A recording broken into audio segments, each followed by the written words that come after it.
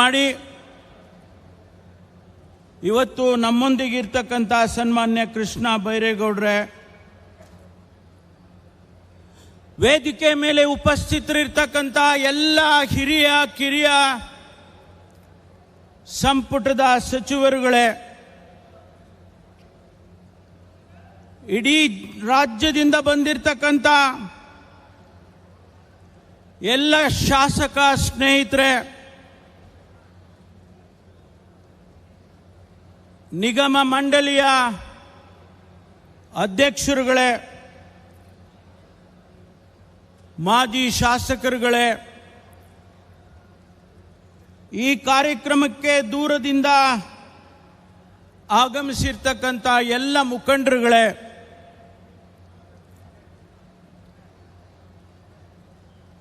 ಅಧಿಕಾರಿ ಸ್ನೇಹಿತರೆ, ವಿಶೇಷವಾಗಿ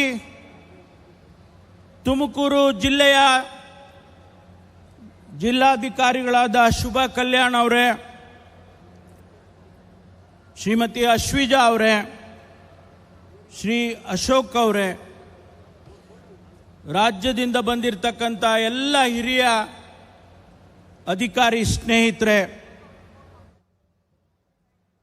ಜಿಲ್ಲೆಯಿಂದ ಪ್ರತಿಯೊಂದು ಪಂಚಾಯಿತಿಯಿಂದ ಬಂದಿರತಕ್ಕಂಥ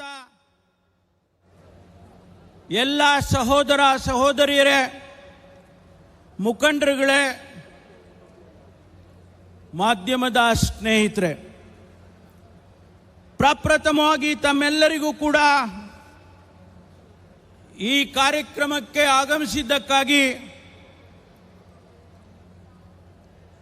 ನನ್ನ ವೈಯಕ್ತಿಕವಾಗಿ ಮತ್ತು ಸರ್ಕಾರದ ಪರವಾಗಿ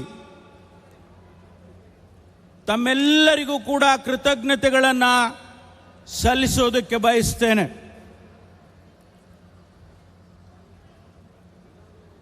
ಈ ಕಾರ್ಯಕ್ರಮವನ್ನು ಆಯೋಜನೆ ಮಾಡುವ ಸಂದರ್ಭದಲ್ಲಿ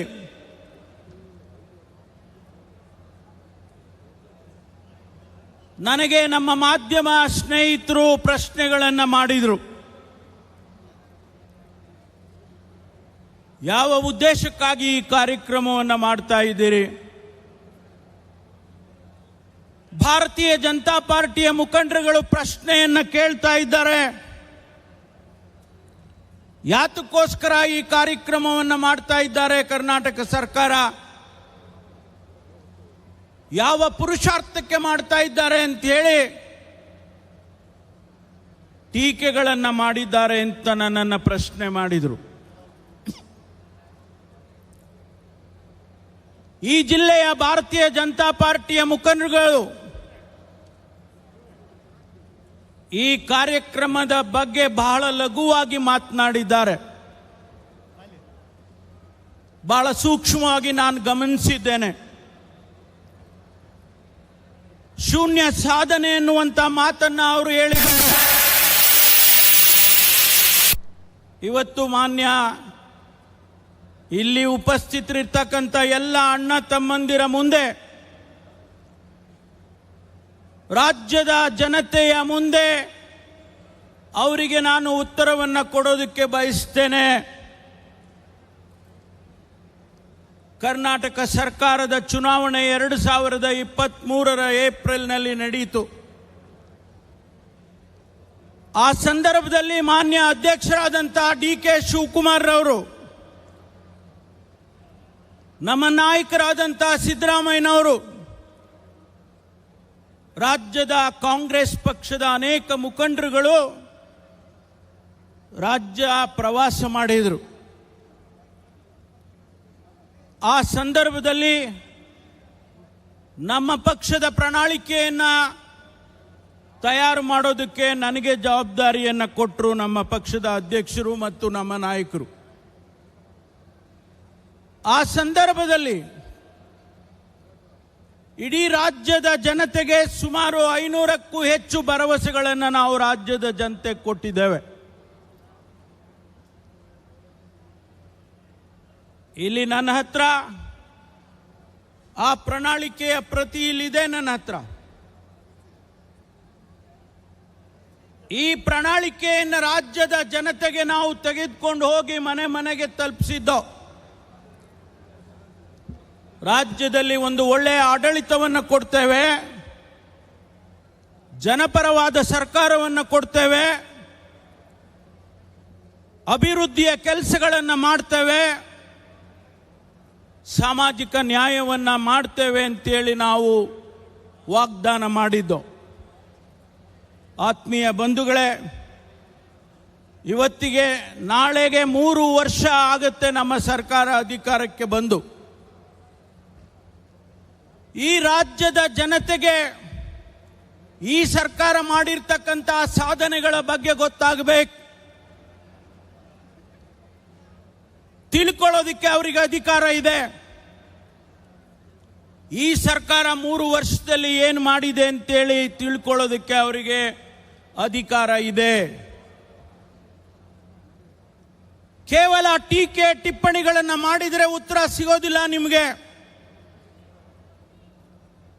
ಈ ರಾಜ್ಯದ ಮುಖ್ಯಮಂತ್ರಿಗಳಾಗಿ ಸನ್ಮಾನ್ಯ ಸಿದ್ದರಾಮಯ್ಯನವರು ಮೇ 20ನೇ ತಾರೀಕು ಪ್ರಮಾಣ ವಚನವನ್ನು ಸ್ವೀಕಾರ ಮಾಡಿದರು. ಇವತ್ತು ನಾನು ತಮ್ಮ ಮುಂದೆ ಕೆಲವು ಅಂಕಿಅಂಶಗಳನ್ನು ತಿಳಿಸೋದಕ್ಕೆ ಬಯಸ್ತೇನೆ. 2023-24ರಲ್ಲಿ ಮಾನ್ಯ ಸಿದ್ದರಾಮಯ್ಯನವರು ಆಯವ್ಯಯವನ್ನು ಮಂಡನೆ ಮಾಡ್ತಾರೆ. 14ನೇ ಆಯವ್ಯಯವನ್ನು 23-24ರಲ್ಲಿ ಮಂಡನೆ ಮಾಡ್ತಾರೆ. ಅವತ್ತು 3,27,00,000 ರೂಪಾಯಿ ಅಂದಾಜನ್ನ ರಾಜ್ಯದ ಜನತೆಯ ಮುಂದೆ ಇಡ್ತಾರೆ. ಮತ್ತೆ 24-25ರಲ್ಲಿ 3,71,00,000 ಕೋಟಿಗೆ ಆಯವ್ಯಯವನ್ನು ಮಂಡನೆ ಮಾಡ್ತಾರೆ. 16ನೇ ಬಡ್ಜೆಟ್ 25-26ರಲ್ಲಿ 4,09,00,000 ಆಯವ್ಯಯನ ಮಂಡನೆ ಮಾಡ್ತಾರೆ. ಈ ವರ್ಷ 26-27ಕ್ಕೆ ಸನ್ಮಾನ್ಯ ಸಿದ್ದರಾಮಯ್ಯನವರು 17ನೆಯ ರೆಕಾರ್ಡ್ ಬಡ್ಜೆಟ್ ಅನ್ನು ಮಂಡನೆ ಮಾಡ್ತಾರೆ. ಆ 17ನೆಯ ಬಡ್ಜೆಟ್ನಲ್ಲಿ 4,48,00,000 ರೂಪಾಯಿ ಆಯವ್ಯಯನ ಮಂಡನೆ ಮಾಡ್ತಾರೆ. ಸ್ನೇಹಿತರೆ, 4 ಆಯವ್ಯಯದಲ್ಲಿ ಸನ್ಮಾನ್ಯ ಸಿದ್ದರಾಮಯ್ಯನವರು 15,55,00,000 ಕೋಟಿಗಳನ್ನು ಆಯವ್ಯಯನ ಮಂಡನೆ ಮಾಡಿದ್ದಾರೆ. ಇಷ್ಟು ಹಣ ಈ ರಾಜ್ಯದ ಜನತೆಗೆ ಅಭಿವೃದ್ಧಿಗೆ ಖರ್ಚಾಗಿದೆ, ಸಾಮಾಜಿಕ ನ್ಯಾಯಕ್ಕೆ ಖರ್ಚಾಗಿದೆ, ಬಡವರಿಗೆ ಖರ್ಚಾಗಿದೆ. ಈ ಪ್ರಣಾಳಿಕೆಯಲ್ಲಿ ನಾವೇನು ಮಾತು ಕೊಟ್ಟಿದ್ದೇವೆ ಆ ಮಾತುಗಳನ್ನು ಈಡೇರಿಸೋದಕ್ಕೆ 4 ಆಯವ್ಯಯದಲ್ಲಿ ಹಣವನ್ನು ನಮ್ಮ ಸರ್ಕಾರ ಪ್ರತಿಯೊಂದು ಇಲಾಖೆಯಲ್ಲಿ ಖರ್ಚು ಮಾಡಿದೆ ಅಂತೇಳಿ ಈ ರಾಜ್ಯದ ಜನತೆಗೆ ತಿಳಿಸೋದಕ್ಕೆ ಬಯಸ್ತೇನೆ. ನಮ್ಮ ಆದ್ಯತೆ ಏನು? ಈ ಸರ್ಕಾರದ ಆದ್ಯತೆ ಏನು? ಬಡವರಿಗೆ ಕಾರ್ಯಕ್ರಮ ಕೊಡಬೇಕು, ರೈತರಿಗೆ ಕಾರ್ಯಕ್ರಮ ಕೊಡಬೇಕು, ಕಾರ್ಮಿಕರಿಗೆ ಕಾರ್ಯಕ್ರಮ ಕೊಡಬೇಕು, ಯಾರು ನೊಂದವರಿದ್ದಾರೆ, ಶೋಷಿತರಿದ್ದಾರೆ ಅವರಿಗೆ ಕಾರ್ಯಕ್ರಮ ಕೊಡಬೇಕು. ನಾವು ಇವತ್ತು ಪರಿಶಿಷ್ಟ ಜಾತಿ ಜನಾಂಗ, ಹಿಂದುಳಿದ ಜನಾಂಗ, ಅಲ್ಪಸಂಖ್ಯಾತರು ಇವರುಗಳಿಗೆ ಅನೇಕ ಕಾರ್ಯಕ್ರಮಗಳನ್ನು ಕೊಟ್ಟಿದ್ದಾರೆ. ನಾನು ವಿವರಣೆಯನ್ನು ಮಾಡೋದಕ್ಕೆ ಹೋಗೋದಿಲ್ಲ. ರೈತರಿಗೆ ಅನೇಕ ಕಾರ್ಯಕ್ರಮಗಳನ್ನು ಕೊಟ್ಟಿದ್ದೇವೆ, ನಾನು ವಿವರಣೆ ಮಾಡಕ್ಕೆ ಹೋಗೋದಿಲ್ಲ. ಯಾರು ಹಳ್ಳಿಯಲ್ಲಿದ್ದಾರೆ, ಬಡವರಿದ್ದಾರೆ, ಸ್ವಾಭಿಮಾನದಿಂದ ಬದುಕೋದಕ್ಕೆ ಅವರಿಗೆ ನಾವು 5 ಗ್ಯಾರಂಟಿಗಳನ್ನು ಕೊಡ್ತಕ್ಕಂಥ ಯೋಜನೆಯನ್ನು ತಂದಿದ್ದೇವೆ. 2.5 ಲಕ್ಷ ಕೋಟಿ ರೂಪಾಯಿಯನ್ನ ಈ 4 ವರ್ಷದಲ್ಲಿ ಅವರಿಗಾಗಿ ಖರ್ಚು ಮಾಡ್ತಾ ಇದ್ದೇವೆ. ಇದು ನಿಮಗೆ ಭಾರತೀಯ ಜನತಾ ಪಾರ್ಟಿ ಅವರಿಗೆ ಕಣ್ಣಿಗೆ ಕಾಣಿಸೋದಿಲ್ವಾ? ಬಡವರ ಬಗ್ಗೆ ನಿಮಗೆ ಕಾರ್ಯಕ್ರಮವನ್ನ ಕೊಟ್ಟಿರ್ತಕ್ಕಂಥದ್ದು ನಿಮಗೆ ಕಾಣಿಸೋದಿಲ್ವಾ? ಅದಕ್ಕಾಗಿ ಇವತ್ತು ಯಾವ ಉದ್ದೇಶಕ್ಕೆ ನಾವು ಈ ಕಾರ್ಯಕ್ರಮ ಮಾಡಿದ್ದೇವೆ ಅಂತ ಹೇಳಿದ್ರೆ, ಆ ಕಾರ್ಯಕ್ರಮಗಳನ್ನ ಜನರಿಗೆ ತಿಳಿಸಬೇಕು. ರಾಜ್ಯ ಸರ್ಕಾರ ಕೊಟ್ಟ ಮಾತಿನಂತೆ ನಡ್ಕೊಂಡಿದೆ. ಸಿದ್ದರಾಮಯ್ಯನವರು ನುಡಿದಂತೆ ನಡೆದಿದ್ದಾರೆ, DK ಶಿವಕುಮಾರ್ ಅವರು ನುಡಿದಂತೆ ನಡೆದಿದ್ದಾರೆ ಅಂತೇಳಿ ಈ ರಾಜ್ಯದ ಜನತೆಗೆ ತುಮಕೂರಿನಿಂದ ಹೇಳಬೇಕು ಅಂತೇಳಿ ಈ ಕಾರ್ಯಕ್ರಮವನ್ನು ಮಾಡಿದ್ದೇವೆ. ನಿಜ, ನಿಮಗೆ ಸಹಿಸೋದಕ್ಕಾಗೋದಿಲ್ಲ. ಇವತ್ತು 1,52,948 ಜನರಿಗೆ ಹಕ್ಕುಪತ್ರ ಕೊಡೋದು ನಿಮಗೆ ಸಹಿಸೋದಕ್ಕಾಗೋದಿಲ್ಲ. 16 ವರ್ಷದಿಂದ ಅವರಿಗೆ ಯಾವುದೇ ಹಕ್ಕುಪತ್ರಗಳಿಲ್ಲ. ನನ್ನದು ಅನ್ನೋದಕ್ಕೆ ಯಾವುದೇ ಅವರಿಗೆ ಹಕ್ಕುಪತ್ರಗಳು ಇಲ್ಲ, ಕಾಗದ ಪತ್ರಗಳು ಇಲ್ಲ ಅಂದಾಗ ಅದನ್ನ ಇವತ್ತು ಮಾಡಿದ್ರೆ ಸ್ವಾಭಾವಿಕವಾಗಿ ನಿಮಗೆ ಸಹಿಸೋದಕ್ಕಾಗೋದಿಲ್ಲ. ಆದರೆ ಒಂದು ಮಾತನ್ನ ಹೇಳ್ತೇನೆ, ನಾವು ನಿಮಗೆ ಯಾರಿಗೂ ಸುಳ್ಳು ಹೇಳೋದಕ್ಕೆ ಬಂದಿಲ್ಲ, ನಾವು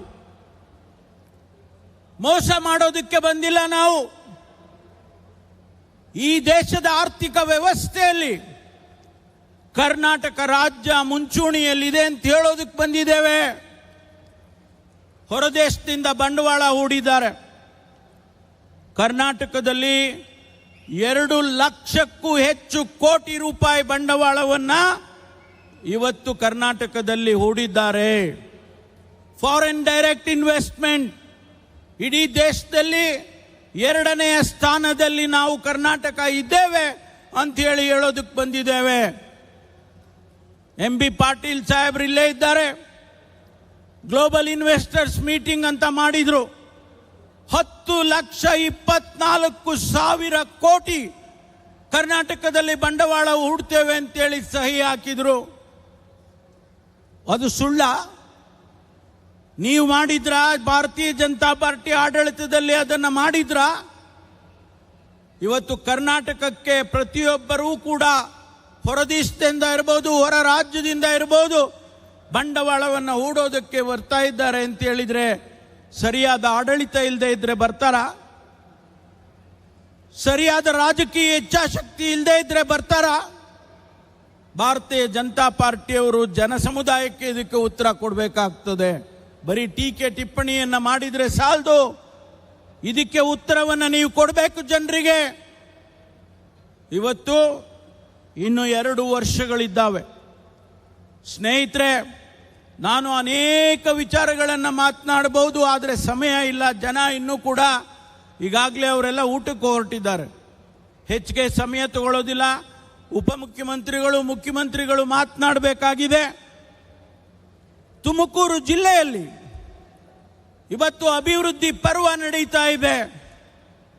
ಕಳೆದ 3 ವರ್ಷದಲ್ಲಿ ಅನೇಕ ಯೋಜನೆಗಳನ್ನು, ಕಾರ್ಯಕ್ರಮಗಳನ್ನು ಮಾಡ್ತಾ ಇದ್ದೇವೆ.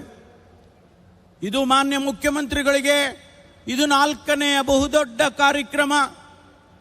ಈಗಾಗಲೇ 3 ಬಾರಿ ನಮ್ಮ ಜಿಲ್ಲೆಗೆ ಬಂದು ಹೋಗಿದ್ದಾರೆ. ನಾನು ಅವರಿಗೆ ಅಭಿನಂದನೆಯನ್ನು ಹೇಳೋದಕ್ಕೆ ಬಯಸ್ತೇನೆ. 2013ರಲ್ಲಿ 2014ರಲ್ಲಿ ಒಬ್ಬ ರಾಜ್ಯದ ಮುಖ್ಯಮಂತ್ರಿಯಾಗಿ 13,500 ಕೋಟಿ ರೂಪಾಯಿ ಎತ್ತಿನೊಳೆ ಯೋಜನೆ ಅಡಿಗಲ್ಲಿ ಹಾಕಿದ್ರು. ಮೊದಲನೇ ಹಂತದ ಯೋಜನೆಯನ್ನ 24ರಲ್ಲಿ ಉದ್ಘಾಟನೆಯನ್ನ ಮಾಡಿದ್ರು ಮುಖ್ಯಮಂತ್ರಿಗಳು, ಉಪಮುಖ್ಯಮಂತ್ರಿಗಳು. ಇವತ್ತು ಆ ಕಾರ್ಯಕ್ರಮ ನಡೀತಾ ಇದೆ. ಮಾನ್ಯ ಉಪಮುಖ್ಯಮಂತ್ರಿಗಳು ಇರಿಗೇಷನ್ ನೀರಾವರಿ ಸಚಿವರು ಕೂಡ ಆಗಿದ್ದಾರೆ. ನನಗೆ ವಿಶ್ವಾಸ ಇದೆ, ಅವರು ಒಂದು ಕಡೆ ಹೇಳಿದ್ದಾರೆ, ನಾವು ಮುಂದಿನ ಈ ವರ್ಷದ ಜೂನ್ ಜುಲೈಯಲ್ಲಿ ತುಮಕೂರಿಗೆ ನೀರನ್ನು ತರ್ತೇವೆ ಎನ್ನುವಂತ ಮಾತನ್ನ ಮಾನ್ಯ ಉಪಮುಖ್ಯಮಂತ್ರಿಗಳು ನೀರಾವರಿ ಸಚಿವರಾಗಿ ಹೇಳಿದ್ದಾರೆ. ನಾನು ಅವರಿಗೆ ವಿಶೇಷ ಅಭಿನಂದನೆಯನ್ನು ಸಲ್ಲಿಸೋದಕ್ಕೆ ಬಯಸ್ತೇನೆ. ತುಮಕೂರು ಜಿಲ್ಲೆ, ಕೋಲಾರ ಜಿಲ್ಲೆ, ಚಿಕ್ಕಬಳ್ಳಾಪುರ ಜಿಲ್ಲೆಗೆ ಕುಡಿಯುವ ನೀರಿನ ಯೋಜನೆ ಆದಷ್ಟು ಶೀಘ್ರವಾಗಿ ಕಾರ್ಯಗತ ಆಗಬೇಕು ಅಂತೇಳಿ ನಾನು ಕೂಡ ಅವರಲ್ಲಿ ವಿನಂತಿಯನ್ನು ಮಾಡಿಕೊಳ್ತೇನೆ. ಸ್ನೇಹಿತರೆ, ನಮ್ಮ ಜಿಲ್ಲೆ ತುಮಕೂರು ಬೆಂಗಳೂರಿಗೆ ಬಹಳ ಹತ್ತಿರದಲ್ಲಿ ಇರ್ತಕ್ಕಂಥದ್ದು. ಕೇವಲ 60 ಕಿಲೋಮೀಟರ್ ಇರ್ತಕ್ಕಂಥ ಈ ತುಮಕೂರನ್ನು ಬೆಂಗಳೂರಿನ ಒಂದು ಭಾಗ ಆಗಿ ಮಾಡಬೇಕು ಅಂತೇಳಿ ನಾನು ಒತ್ತಾಯ ಮಾಡ್ತೇನೆ. ಯಾವ ರೀತಿಯಲ್ಲಿ ರಾಮನಗರವನ್ನು, ಬಿಡದಿಯನ್ನು ಮಾನ್ಯ ಉಪಮುಖ್ಯಮಂತ್ರಿಗಳು ಬೆಂಗಳೂರು ದಕ್ಷಿಣ ಅಂತೇಳಿ ಮಾಡಿದ್ದಾರೆ, ಅದೇ ರೀತಿಯಲ್ಲಿ ತುಮಕೂರನ್ನು ಬೆಂಗಳೂರಿನ ಉತ್ತರ, ಬೆಂಗಳೂರು ನಾರ್ತ್ ಅಂತೇಳಿ ಘೋಷಣೆ ಮಾಡಬೇಕು ಅಂತೇಳಿ ನಾನು ವಿನಂತಿಯನ್ನು ಮಾಡಿಕೊಳ್ತೇನೆ. ಈಗಾಗಲೇ ತುಮಕೂರಿಗೆ ಮೆಟ್ರೋ ರೈಲನ್ನು ತರೋದಕ್ಕೆ ಯೋಜನೆಯನ್ನು ಸಿದ್ಧ ಮಾಡಿದ್ದೇವೆ. ಮಾನ್ಯ ಮುಖ್ಯಮಂತ್ರಿಗಳು ಬಜೆಟ್ನಲ್ಲಿ ಹೇಳಿದರು, ಯೋಜನೆಯನ್ನು ಸಿದ್ಧ ಮಾಡೋದಕ್ಕೆ ಮಾಡಿ ಅಂತಕ್ಕಂಥ ಮಾತನ್ನು ಯೋಜನೆ ಬಜೆಟ್ನಲ್ಲಿ ಹೇಳಿದರು. ಅದರಂತೆ ಇವತ್ತು ಯೋಜನೆ ಸಿದ್ಧವಾಗಿದೆ. ಅದನ್ನು ಕೂಡ ಮಾನ್ಯ ಉಪಮುಖ್ಯಮಂತ್ರಿಗಳು ಅವರ ಖಾತೆಗೆ ಬರ್ತದೆ. ಅವರು ಮತ್ತು ಮುಖ್ಯಮಂತ್ರಿಗಳು ಅದನ್ನು ಸಾಕಾರ ಮಾಡಿಕೊಡ್ಬೇಕು ಅಂತೇಳಿ ನಾನು ಅವರಿಗೆ ಈ ಸಂದರ್ಭದಲ್ಲಿ ವಿನಂತಿಯನ್ನು ಮಾಡೋದಕ್ಕೆ ಬಯಸ್ತೇನೆ. ಸ್ನೇಹಿತರೆ, ಅನೇಕ ವಿಚಾರಗಳಿದ್ದಾವೆ, ಆದರೆ ಸಮಯದ ಅಭಾವದಿಂದ ನಾನು ಹೆಚ್ಚು ಮಾತನಾಡದೆ.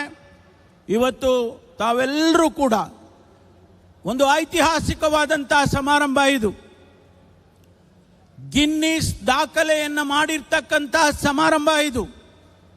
ಗಿನ್ನಿಸ್ ಅಧಿಕಾರಿಗಳು ಲಂಡನ್ನಿಂದ ಬಂದು ಇವತ್ತು ಮುಖ್ಯಮಂತ್ರಿಗಳಿಗೆ ಸರ್ಟಿಫಿಕೇಟ್ ಅನ್ನು ಕೊಟ್ಟಿದ್ದಾರೆ. 23,000 ಜನರಿಗೆ ಹಕ್ಕುಪತ್ರವನ್ನು ಒಂದೇ ಸೂರಿನ ಅಡಿಯಲ್ಲಿ ಕೊಡ್ತಾ ಇದ್ದೇವೆ ಅಂತೇಳಿ ಅವರು ಇವತ್ತು ಗಿನ್ನಿಸ್ ದಾಖಲೆಯ ಸರ್ಟಿಫಿಕೇಟನ್ನು ಮಾನ್ಯ ಮುಖ್ಯಮಂತ್ರಿಗಳಿಗೆ, ಜಿಲ್ಲಾಧಿಕಾರಿಗಳಿಗೆ ಕೊಟ್ಟಿದ್ದಾರೆ.